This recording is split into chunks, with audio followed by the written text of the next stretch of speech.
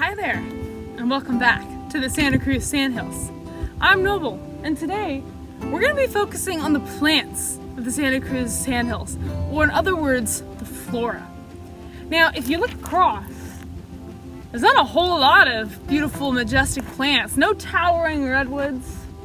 Some of those trees look a little dead. And a lot of these shrubs here are small, low to the ground. Yeah, not a lot to them. But that's why they live here in the Santa Cruz Sandhills. If you watched my introductory video, we talked about the soil here. The soil here is called Zyanti soil, and it's sand. And sand is very permeable, which means it doesn't hold water very well. And what's something that plants need to live? Water.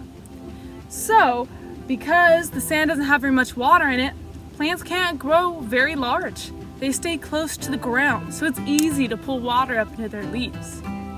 And look at how open it is here. These plants get plenty of sunlight, which means they don't need to climb really tall and grow really big to compete for it. They're getting all they need right here. And many of these plants are endemic.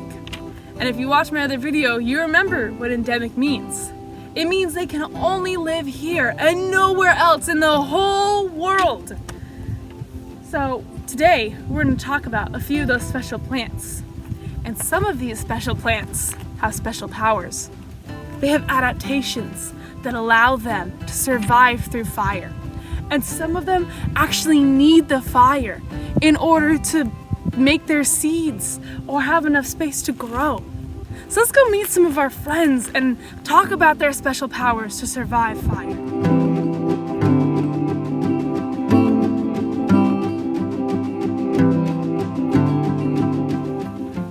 First up, the silver-leafed Manzanita.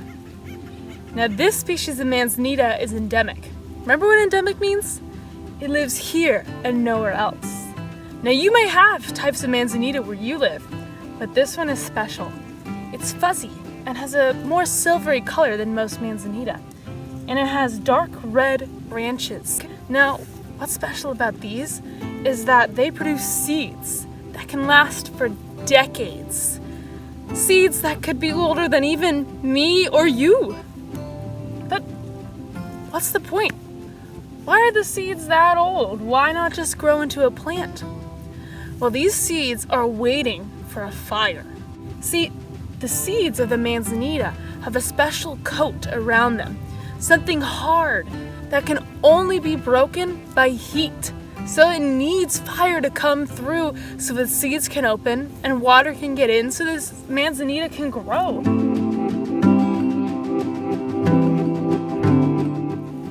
Next up is our friend, the sticky monkey flower.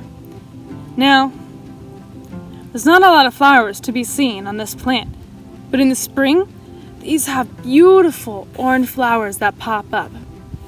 As you can see, the sticky monkey flower is kind of shiny, or looks like it'd be sticky, and that's how it gets its name. And they're also similar to our friend the silver-leaf Manzanita because its seeds need heat to grow.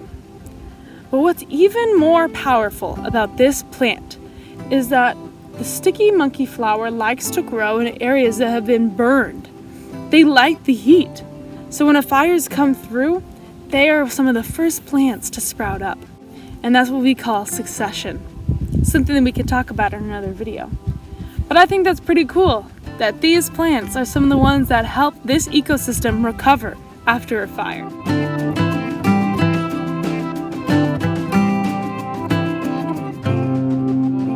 This plant here is Yerba Santa.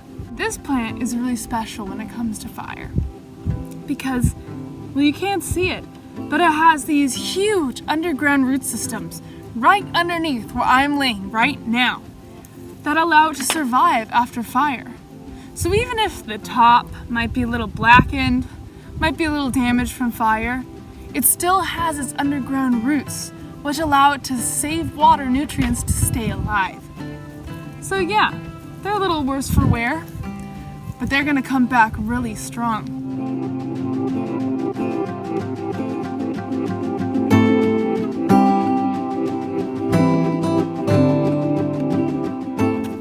This is probably actually my biggest friend here in the Santa Cruz Sandhills, the Ponderosa Pine. This tree is awesome, and it's because of its root system. Its roots can grow as deep as 6 feet into the ground and can extend as wide as 150 feet. So if fire comes through or storms come through, this guy will stay strong and will stay upright.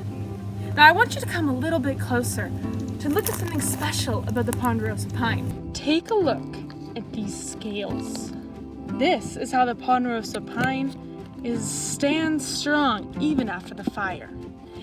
These scales and this very strong and thick bark protects the Ponderosa Pine from fire. So that brings us to the end of the video today. Now that doesn't mean that we went over all the plants. We could never go over all the plants that live in the Sandhills in one video.